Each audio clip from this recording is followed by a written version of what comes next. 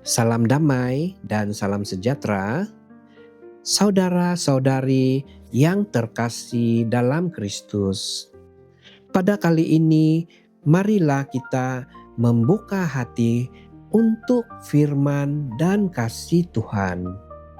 Dunia hari ini semakin haus akan pengiktirafan. Semua mahu dilihat, disanjung, disukai. Namun Yesus datang dengan cara yang berbeza. Dia tidak mencari pujian atau perhatian. Dia mencari hati yang rela. Dia tidak mencari orang terkenal, tetapi orang yang setia dalam kesunyian. Matius 6 ayat 6. Bapa yang melihat yang tersembunyi akan membalasnya kepadamu. Melayani Tuhan bukan hanya di pentas atau di hadapan kamera. Kadang pelayanan sejati terjadi di tempat paling sunyi, ketika kita mendoakan seseorang tanpa nama, menolong dalam diam tanpa mencari perhatian, dan mengampuni tanpa sesiapa tahu. Disitulah Tuhan melihat, dan disitulah kasih sejati tumbuh, bukan untuk dikenali, tetapi untuk memuliakan Dia. Hati yang murni lebih bernilai daripada kuasa yang hebat. Ada orang mampu melakukan perkara besar, tetapi hatinya kosong. Ada pula yang hanya memberi segelas air dengan kasih, dan Tuhan berkata, "Anakku, engkau berkenan di hatiku." Saya sendiri telah melihat banyak perkara ajaib dalam perjalanan iman saya. Ada yang disembuhkan, ada yang dibebaskan, ada yang disentuh oleh Roh Kudus. Namun semakin jauh saya melangkah, semakin saya sadar bukan mukjizat yang menjadikan kita suci, tetapi kasih Yesus yang menyucikan. 1 Korintus 13 ayat 2. Sekalipun aku mempunyai karunia untuk bernubuat dan mengetahui segala rahasia, tetapi jika aku tidak mempunyai kasih, aku sama sekali tidak berguna.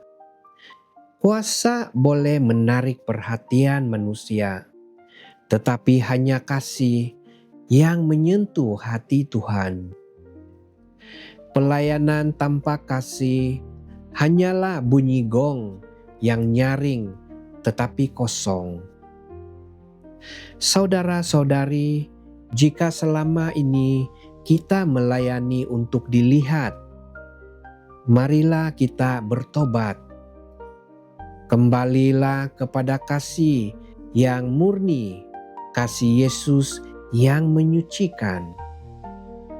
Tuhan tidak mencari pelayan yang sempurna, tetapi pelayan yang taat dan berakar dalam doa. Pelayanan sejati lahir bukan dari keinginan menonjolkan diri serta mencari populariti, tetapi dari kesetiaan dalam doa yang tersembunyi, dari air mata dalam kamar sunyi. Lukas 22 ayat 42. Bukan kehendakku tetapi kehendakmu yang jadi. Akar pelayanan ialah ketaatan kepada Tuhan dan kesatuan dengan gereja. Tanpa akar itu, pelayanan akan kering walau kelihatan subur di luar. Ketaatan bukan tanda kelemahan, tetapi tanda kasih dan kematangan rohani. Kita taat karena mahu menyenangkan hati Bapa di sorga. Matius 7 ayat 16. Dari buahnya lah kamu akan mengenal mereka. Tetap setia ketika tidak dikenali. Saya tahu ada saat-saat kita memberi segalanya, namun tiada siapa datang berterima kasih. Ketika berdoa untuk orang lain, tetapi kita sendiri dilupakan. Kita melayani dengan hati, tetapi disalah arti. Namun disitulah ujian cinta yang sejati. Sebab pelayanan yang paling indah ialah ketika kita tetap setia walau tidak dihargai. Matius 25 ayat 21. Baik sekali perbuatanmu itu, hai hambaku yang baik dan setia. Tuhan tidak memanggil kita untuk dikenali, tetapi untuk menjadi pantulan dari kasih-Nya. Dia tidak meminta kita menjadi populer, tetapi menjadi setia sampai akhir. Ketika dunia tidak melihat, Tuhan melihat. Ketika manusia tidak menghargai, sorga menghargai. Dan ketika tiada seorang pun berdiri di sisimu, Yesus sendiri berdiri dan berkata, "Anakku, teruslah melayani dengan hati. Aku bersamamu." Saudara-saudari, mari kita melayani Tuhan bukan untuk dikenali, tetapi untuk memperkenalkan kasih-Nya. Biar setiap perkataan kita menjadi terang, setiap perbuatan kita menjadi doa, dan setiap pelayanan kita menjadi persembahan yang harum bagi Kristus. Karena akhirnya bukan nama kita yang perlu dikenang, tetapi nama Yesus yang dimuliakan. Tuhan Yesus yang penuh kasih, Engkau tahu setiap langkah dan luka dalam pelayanan kami. Engkau tahu ketika kami berusaha tetapi tidak dimengerti. Hari ini kami datang menyerahkan hati kami kepadamu. Sucikanlah niat kami, agar kami melayani bukan untuk dikenali, tetapi agar Engkau dikenali melalui kami.